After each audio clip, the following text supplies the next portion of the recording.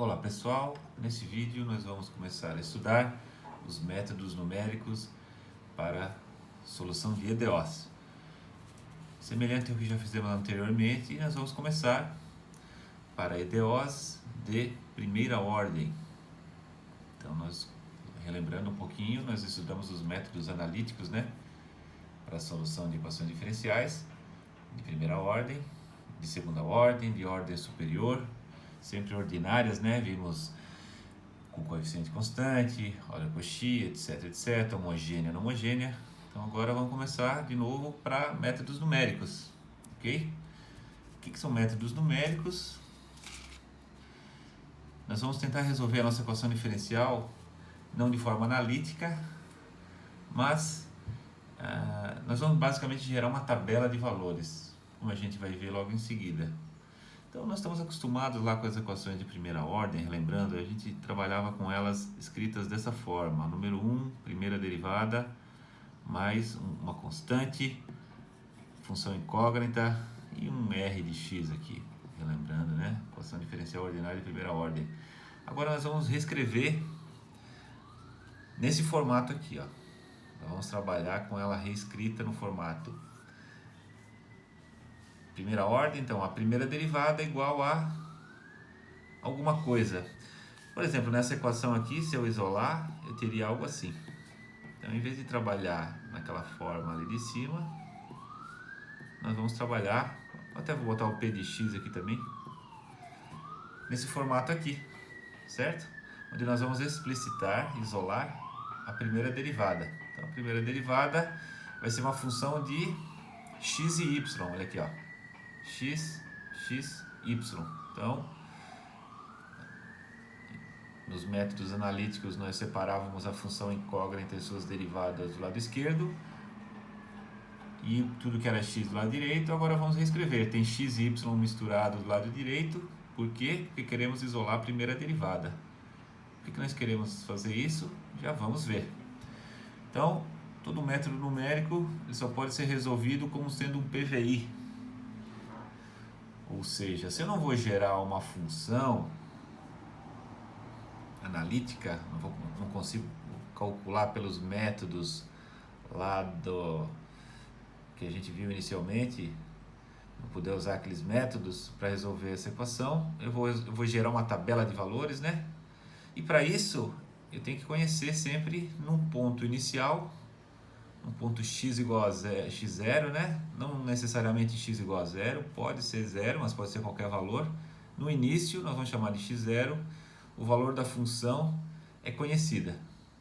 Então, partindo de um ponto onde eu sei o valor dessa função, eu consigo construir, através dos métodos numéricos, uma tabela que me dê o y de x para vários pontos.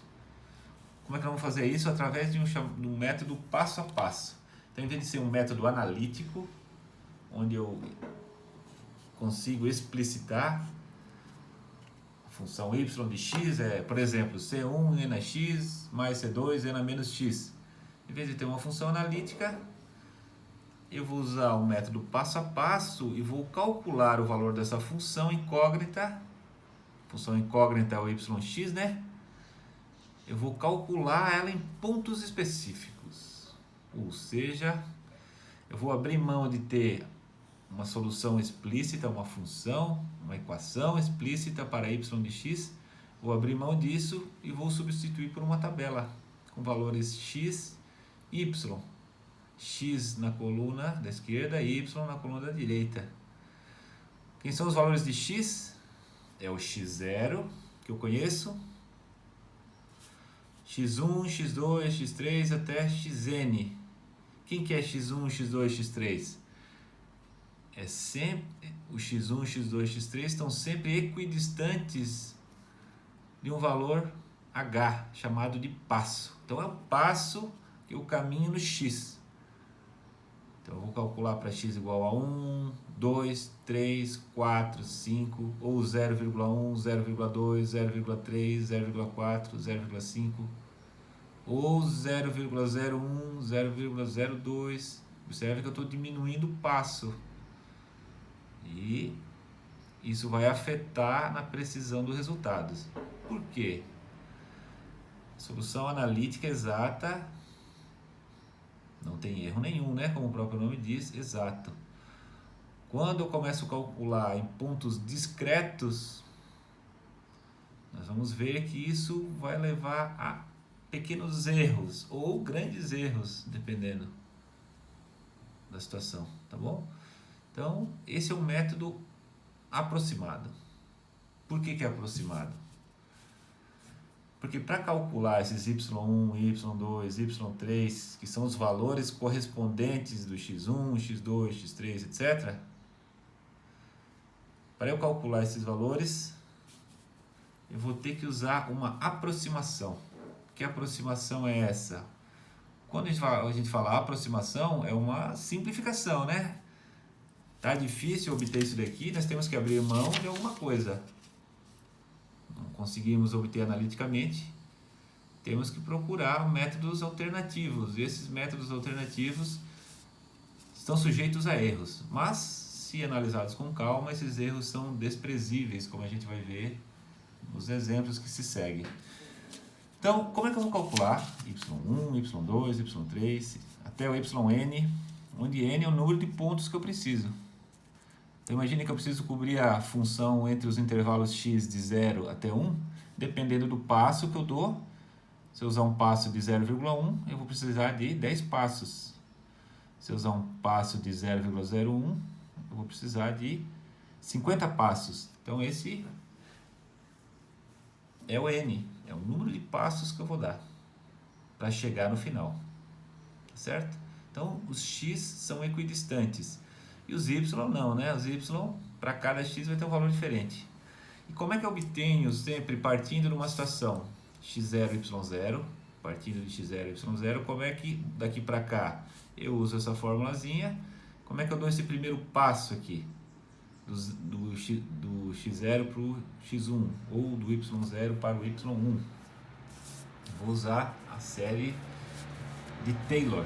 Lembrando lá de séries numéricas, série de Taylor, de um ponto x mais h a partir de um ponto x, ou seja, o valor da função no passo adiante é igual ao valor da função no passo atual, tá? Mais o tamanho desse passo vezes a primeira derivada da função, mais o passo ao quadrado sobre 2, segunda derivada da função. Então, isso aqui lá em cálculo 3 ou 4, quando vocês estudaram séries numéricas, aqueles somatórios infinitos, né? Uma das mais conhecidas, mais importantes, é a série de Taylor. Então, basicamente, ele diz o quê? Eu consigo calcular o valor da função lá na frente a partir do valor que ela tem agora. É isso que eu quero, né? Quero calcular o valor da função lá na frente partindo do valor que a função tem agora. Se eu souber a primeira derivada dela, a segunda derivada dela, a terceira, as infinitas derivadas dela. Se eu conseguisse ter isso, eu teria o valor exato, igual, ó, exato lá na frente.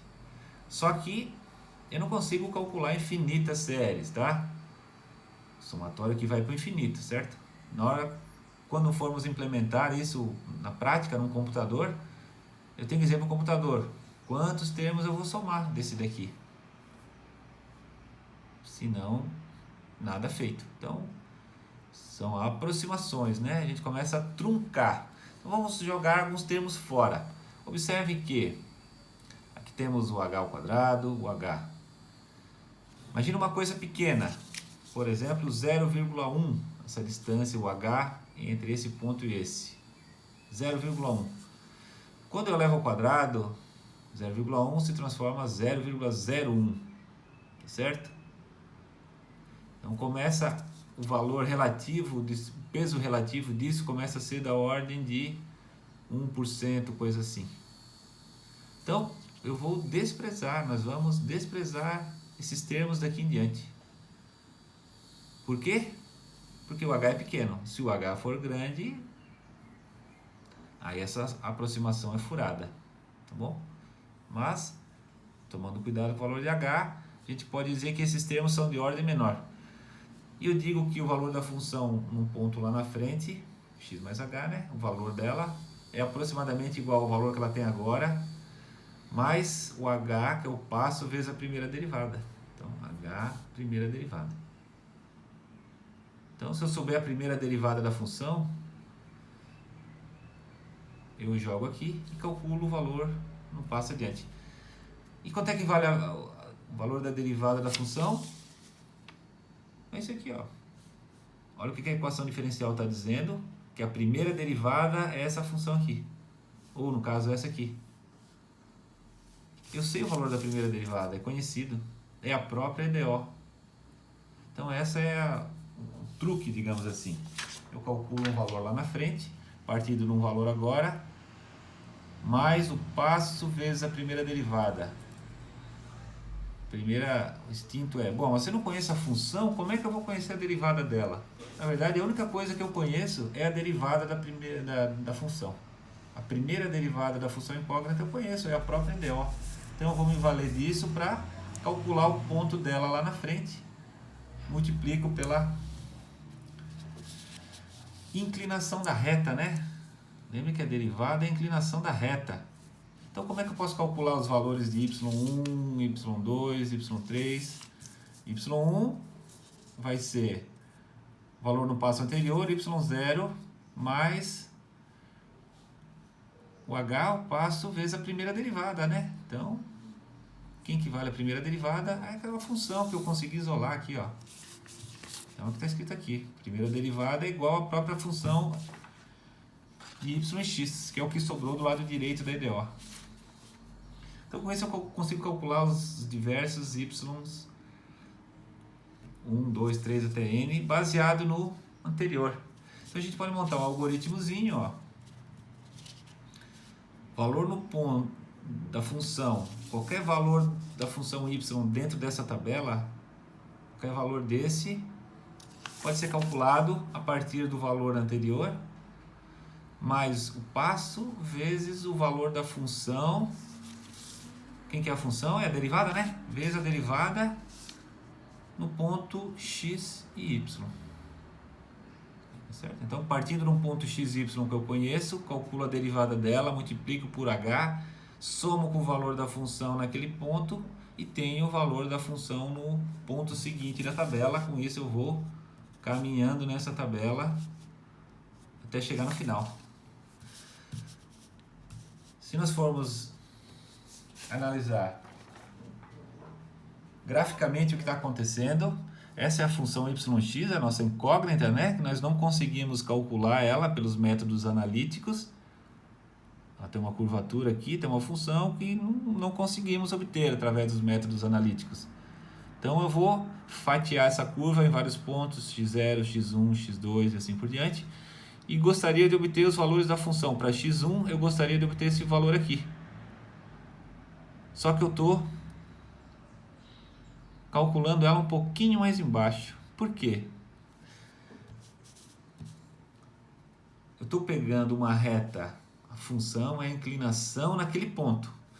Estou pegando essa reta aqui, que é tangente à curva. Então nós temos a curva em vermelho, essa reta tangente naquele ponto, reta tangente naquele ponto, estou extrapolando ela. Estou dizendo que esse ponto, no ponto x1, eu estou calculando esse valor aqui. Estou calculando esse valor. Esse aqui é o meu y1. Aqui é o primeiro ponto lá da tabela, né? Só que observe que ele está um pouquinho abaixo. Um pouquinho abaixo. Tem uma diferencinha, que é o chamado erro de truncamento. Erro de truncamento. Eu estou jogando fora isso aqui. Estou introduzindo um pequeno erro. Truncamento significa eu estou truncando a série, né? Estou eliminando alguns termos. Estou amputando ela, digamos assim. E esse é o erro associado. Então observe que à medida que eu vou progredindo aí no novo ponto y1, eu vou pegar agora esse essa reta aqui é tangente a essa curva nesse ponto lá em cima. Só que ela já parte de um ponto mais baixo e ainda sai tangente a ela começa a perder cada vez mais.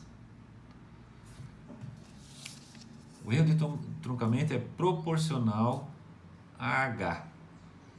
Então, se o H é 0,1, o erro de truncamento é da ordem de 0,1 também. 10%, por exemplo. Se eu estou interessada na faixa de 0 até 1 na função, e usar um passo de 0,1, eu vou estar cometendo um erro da ordem de 10%.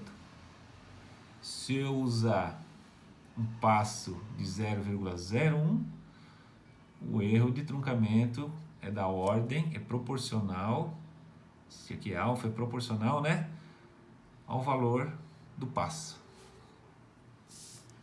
Ok? Então, à medida que eu vou progredindo, as curvas vão se distanciando. Esse método de usar a primeira derivada naquele ponto, jogar fora os termos de segunda derivada, é chamado método de Euler ou método de Euler-Cauchy. O pessoal que desenvolveu isso, tá? Então, do ponto de vista acadêmico, é o método que melhor permite a visualização do que está acontecendo. Por outro lado, a gente vai ver daqui a pouco que existem outros métodos bem mais precisos que o Euler-Cauchy, ou Euler.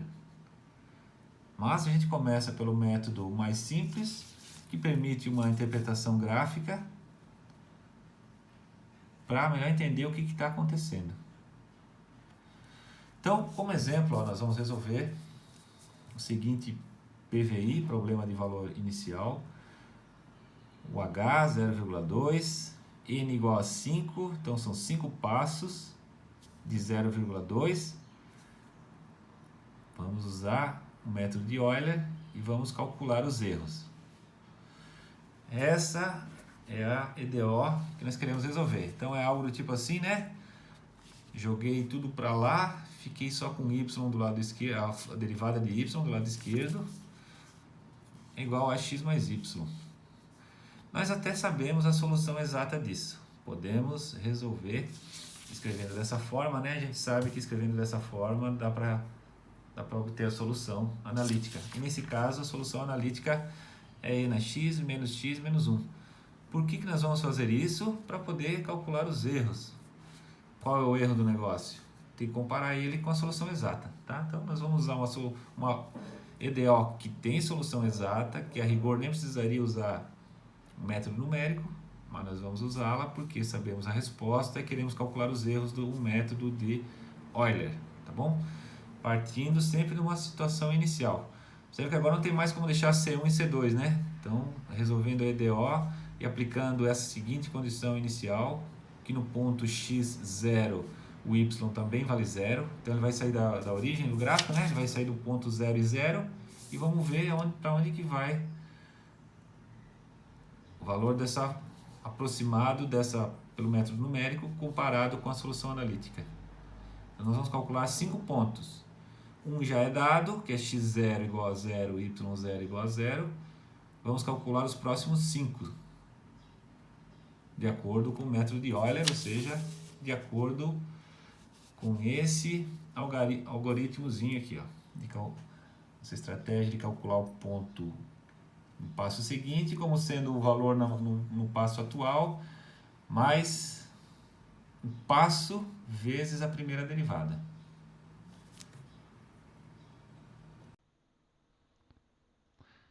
Então aqui está o nosso problema implementado numa planilha eletrônica. Então nós temos aqui várias colunas, coluna N, que significa o número de passos, passo 0, passo 1, 2 e assim por diante, até o passo 5. Xn, que são os valores de x correspondentes em cada passo, então no início, passo 0, x0, condição inicial, né? Condição inicial é em x igual a 0, y igual a 0. Então nós estamos resolvendo essa EDO com essa condição inicial. Eu escrevi aqui por conveniência, ó. Essa é a nossa EDO, essa condição inicial. Então, no ponto x0, o y vale 0. Então, xn0, yn0, passo 0. Na terceira coluna nós temos a nossa correção de Euler, o nosso algoritmozinho. O que ele está acontecendo aqui? Ele está pegando o E5, ele está pegando o H e multiplicando por E8 mais F8. Quem que é o E8? O E8 é o valor de x e o F8 é o valor de y. Por quê? Porque, relembrando o nosso algoritmo de Euler, nós vamos pegar o lado direito da EDO e substituir x e y pelos valores conhecidos naquele passo e multiplicar pelo h. Então foi isso que nós fizemos. Pegamos os valores de x e y naquele ponto, substituímos na EDO, lado direito diz que é x mais y, então por isso x mais y vezes o h. Então essa é a correção de Euler. Com isso podemos calcular o y no passo seguinte. O y no passo seguinte é o y no passo atual mais a correção, a inclinação da derivada vezes o tamanho do passo, conforme o nosso algoritmo. Então eu vou pegar o valor da função no ponto anterior e somar com aquela correção que é o h vezes o lado direito da EDO, que é o que está aqui. Lembrando que o lado direito da EDO é o próprio y', certo? É a inclinação da reta. Então, com isso, eu posso estender essas formulazinhas para todos os elementos. E tenho aqui os valores de y. Opa! Tenho aqui os valores de y. Você vai ver que o y0 não é uma fórmula, né? O y0 é o valor de y no passo zero. Isso é conhecido. O y1 é que tem a fórmula. Então eu vou esticar ela para todos os pontos. Então geramos uma tabela de valores de y para cada x correspondente. Para cada valor de x temos um y correspondente. Temos uma outra coluna em vermelho aqui que é a solução exata. A solução exata dessa EDO nós já vimos. A solução exata da EDO é e na x menos 1. Então é o que está escrito aqui, exponencial de x menos 1. Então mais uma formulazinha. Ele pega o exponencial da coluna e, que é o x, subtrai o x de novo, menos 1. Então esses são os valores exatos dados pela substituição de x na função exata, na solução exata. Então temos que comparar os valores aproximados pelo método de Euler com os valores da exata. Eu posso calcular o erro, que é a subtração dos dois, é o valor aproximado pelo método de Euler, menos o exata. Então esses erros estão dando negativos. Aqui no final, ó, o erro vai crescendo sempre. Aqui no final tem um erro de 0,23 num valor de y de 0,48, ou seja, quase 50% de erro, né? Um erro bastante grande. Nós podemos plotar essas duas, pôr num gráfico, né? Essas duas colunas aqui, que é o que nós temos aqui, ó.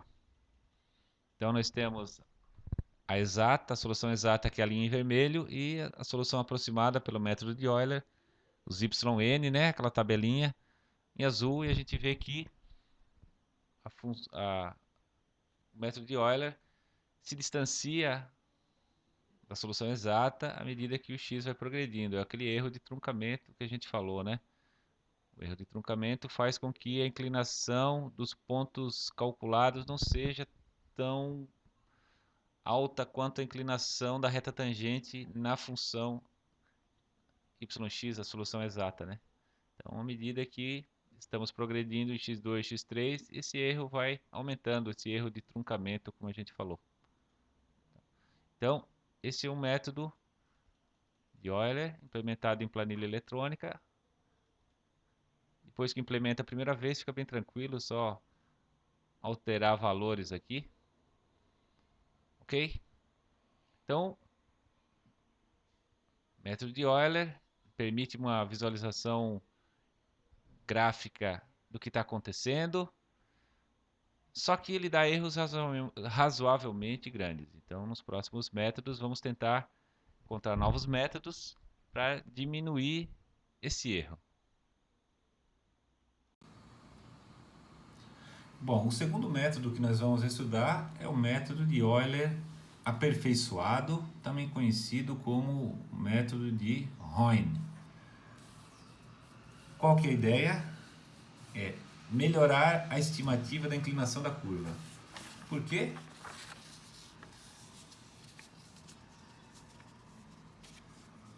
Como vimos, né, o erro de truncamento se deve ao fato de que a curva tangente aqui é uma reta, né? A reta tangente à curva nunca coincide com o valor exato da função. Existe uma diferencinha. Então vamos tentar estimar essa derivada. Observe que essa derivada está dando menor do que a inclinação da curva. Quem sabe eu consigo fazer uma estimativa melhor, já que eu sei que ela está um pouquinho abaixo. Nesse caso, vou tentar corrigir ela, me antecipar. Antecipar o aumento da derivada, nesse exemplo. Essa é a ideia. Vamos melhorar a estimativa da inclinação. Então eu vou, agora a minha derivada da função naquele ponto, em vez de eu usar o f de x e y simplesmente, em vez de usar simplesmente o lado direito da equação, eu vou continuar usando o lado direito da equação, só que eu vou substituir dois valores diferentes de x. Passo atual e o x do passo adiante. Como eu sei exatamente quanto que vale o valor de x no passo adiante, porque é sempre h, né? De um passo para o outro é sempre h. Se eu sei quanto é que é o valor, então eu vou fazer uma média entre a derivada no ponto atual, no ponto que eu estou agora, com a derivada no ponto adiante. Ou seja, vou tentar fazer essa curva aqui ter não somente uma inclinação, mas duas. Chega aqui na metade, ela passa a ter uma outra inclinação. Como a gente vai ver melhor daqui a pouco. Olha só, como é que ficou o meu algoritmo então? O valor de y. Então, anteriormente nós tínhamos esse algoritmo, digamos assim. O valor da função no ponto xy. Agora eu vou usar o valor da função no ponto xy e no ponto adiante, ou seja, xn mais 1 no passo adiante e o y também no ponto yn mais 1. Então, eu vou pegar a função que aparece do lado direito e vou calcular ela em dois pontos, não só em um, em dois. No passo atual e no passo adiante. E vou fazer a média. Se eu somar, eu vou dividir por 2. Basicamente é isso. Fazer a média aritmética entre os valores da derivada aqui atrás e lá na frente. Só que o valor da função no ponto n mais 1 é a minha incógnita. Para fazer isso exatamente, eu precisaria saber o valor da função lá na frente. Só que eu não sei, é isso que eu estou buscando. Então, o yn mais 1 aparece dos dois lados aqui, ó. Ou seja, para saber o valor da função no ponto adiante, eu preciso saber o valor da função no ponto adiante. E aí não me resolve, né? Se eu soubesse o valor da função no ponto adiante, nada disso seria necessário. Então, eu vou usar uma aproximação para o valor da função no ponto adiante. É o valor da função no ponto atual mais o h vezes o valor da função. O que é isso? É exatamente o método de Euler. Então esse é o método de Euler aperfeiçoado. Eu vou pegar o método de Euler, que é essa primeira estimativa. É a primeira estimativa pelo método de Euler. Vou jogar essa primeira estimativa lá na função para tentar calcular o valor da derivada naquele ponto lá na frente. Aí eu tenho dois valores de derivada, no passo atual e no passo adiante, com uma estimativa grosseira, digamos assim. Tá certo? Então esse é o método de Euler aperfeiçoado. Aperfeiçoado porque eu faço uma média entre duas derivadas. Também conhecido como método de Euler. O algoritmozinho, ó, vou chamar de K1, a derivada no passo atual, K2, a derivada no passo adiante. Então, observe que aqui, ó, o valor da derivada no passo adiante depende do K1, onde o K1 é a derivada no ponto atual. É exatamente isso, né? Esse aqui seria o K1, que é o Euler, e o K2 calculado em função do K1, que é o Euler aperfeiçoado. Aí agora eu quebrei, ó, a curva no meio, em H/2 eu quebro ela e jogo ela para cima. Diminui bastante o erro. Se eu tivesse usado o Euler simples, eu teria esse valor aqui de y1. Como na metade eu já corrigi e joguei a derivada lá na frente,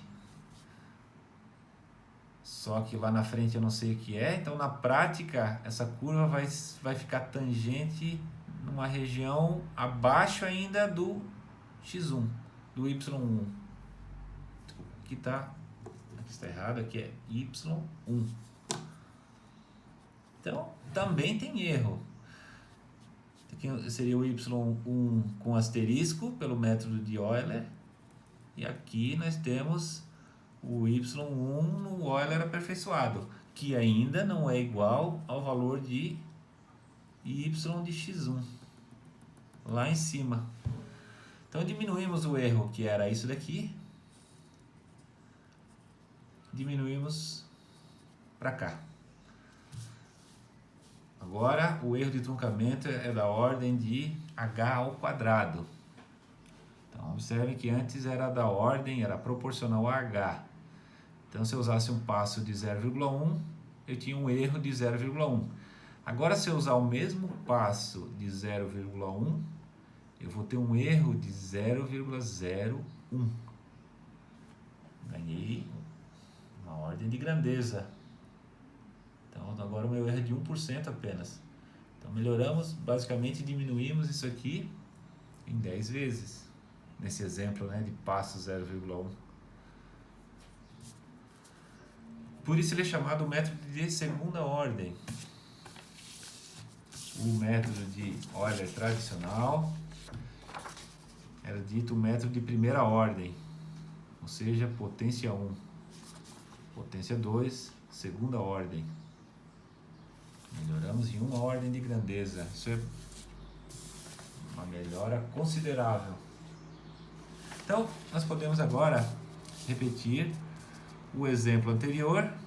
Qual que é o exemplo anterior? Esse daqui. Já resolvemos o exemplo. Vamos utilizar agora o método de Rhine, ou seja, o Euler aperfeiçoado. Basicamente, nós vamos fazer essa correção. Isso aqui nós já temos, o K1 basicamente nós já temos, que é a primeira derivada, é a derivada no ponto atual. Falta implementarmos a derivada no ponto seguinte e fazermos a média das duas.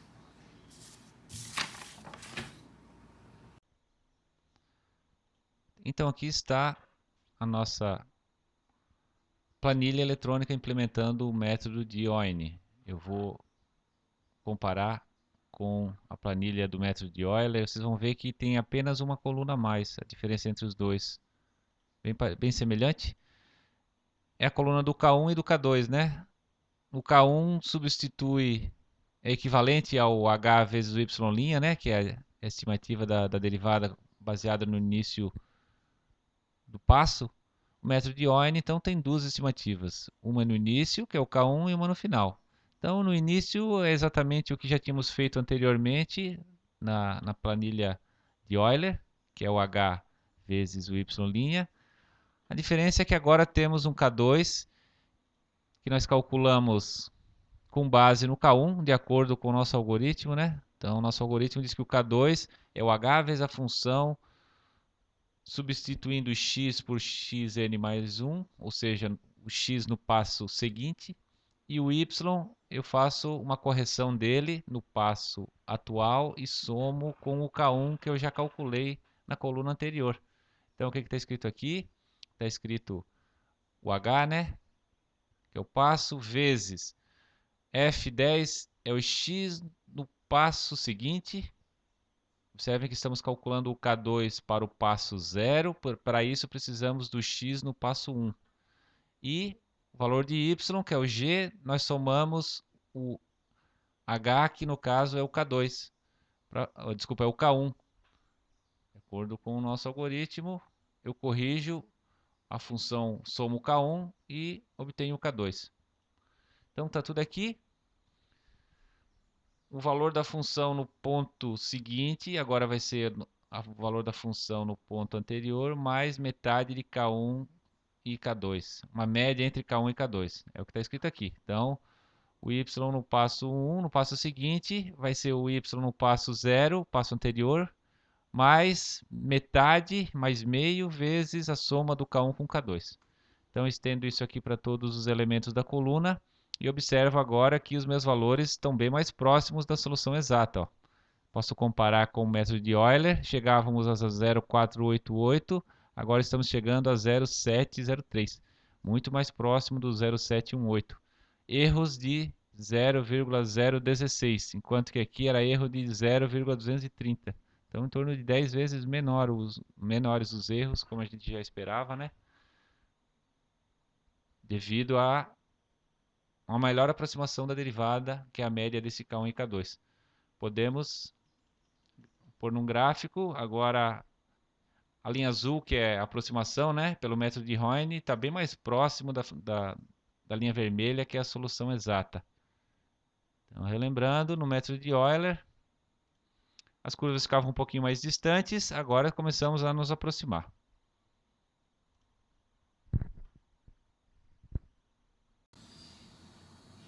E o terceiro método que nós vamos estudar é o método Runge-Kutta. Duas pessoas, Runge-Kutta. Método mais preciso, mais famoso, mais usado.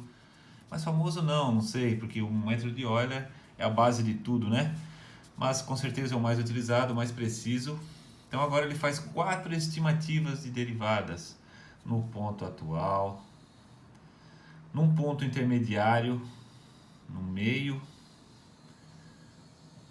onde ele corrige o y com a primeira derivada, só que sobre 2, porque eu estou tentando estimar a derivada no início, num ponto intermediário, de novo num ponto intermediário, com uma nova correção para o valor da função, baseado na estimativa anterior. Então, basicamente, ó, se vocês olharem, o K1 entra no cálculo do K2, o K2 entra no cálculo do K3 e o K3 vai entrar no cálculo de um K4, que nada mais é do que aquela história de tentar estimar a derivada da função no ponto final.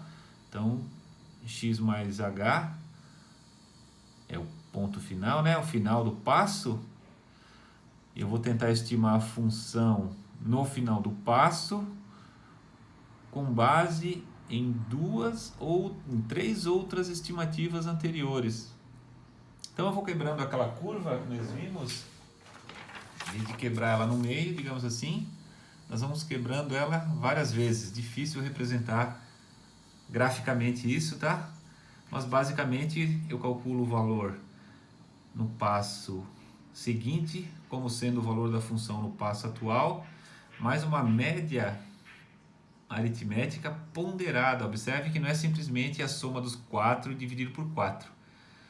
Essas duas estimativas centrais têm peso 2. O início tem peso 1, o final tem peso 1.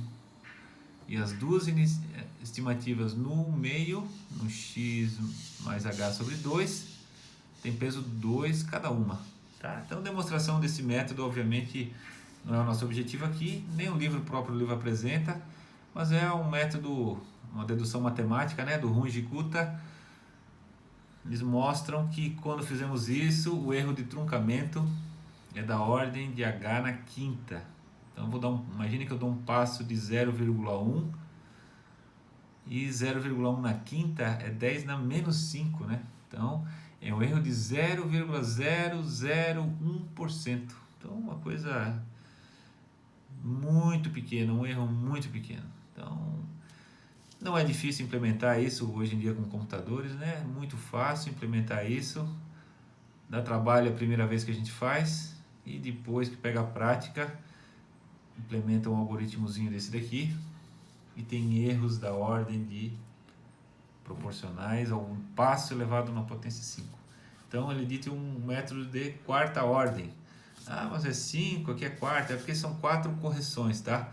Então Euler é primeira ordem, Euler aperfeiçoado é segunda ordem, porque ele faz uma correção no meio, e o Runge-Kutta é um método de quarta ordem, porque ele faz 4 correções até chegar no cálculo do correções na derivada, né, na inclinação da curva, até chegar no valor da função no passo seguinte. Então vamos de novo repetir aquele problema, usando agora o método de Runge-Kutta. Ou seja, vamos implementar esse algoritmozinho aqui.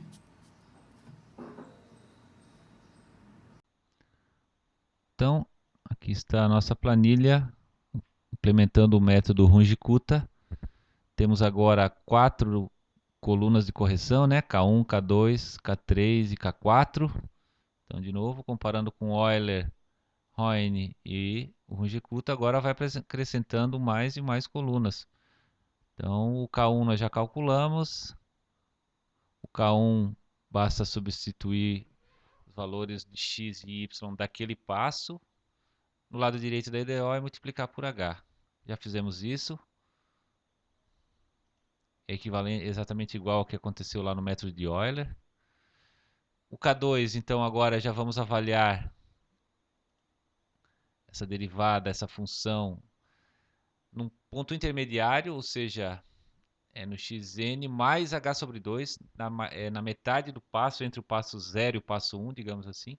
E o y, a mesma coisa. Eu vou pegar metade do k e jogar no y para corrigir pela aquela variaçãozinha correspondente à metade do passo. Então, é o que está escrito aqui. Então, é o h, que é o E6, o, e, o E9, que é o x, mais metade do h, e o y mais metade do K1, que é o G9. Lembrando, o nosso algoritmo, metade do K1. Para o K3, a mesma coisa. O K3, observe que a equação do K3 e do K2 são bem semelhantes. A única coisa que muda é que enquanto o K2 eu usei, para calcular o K2 eu usei o K1, para calcular o K3 eu vou usar o K2. Então, bem semelhante, tudo igual, só que em vez de somar o K1 eu vou somar o K2 agora. E o K4 então é aquela estimativa no final do passo, ou seja, x mais h, que seria o passo seguinte, e o yn mais o K3, sempre remetendo ao K anterior. A ideia é que cada novo K, a estimativa seja melhor. Então, aqui remete ao K3, o resto tudo é igual. E o y no passo seguinte, então, de acordo com o nosso algoritmo, é o y no passo anterior mais um sexto da soma dos K, sendo que o K2 e o K3 têm peso 2 nessa média aritmética ponderada, né? Então é o que está escrito aqui, ó, um sexto dos Ks todos aí, alguns estão multiplicados por 2. Implementado, estica para todos os elementos da célula e chegamos a os valores de yn. Com 3 casas decimais, está idêntico à solução exata. Com 3 casas decimais.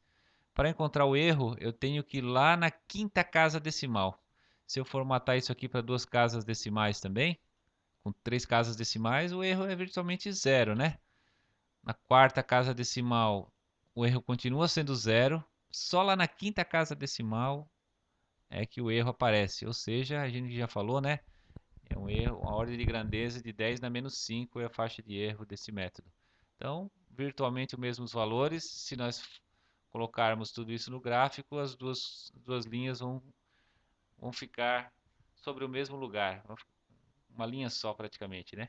Então, observe que o método Runge-Kutta chega muito próximo do valor exato, então por isso que ele é um método bastante utilizado, ele é super preciso, bastante preciso.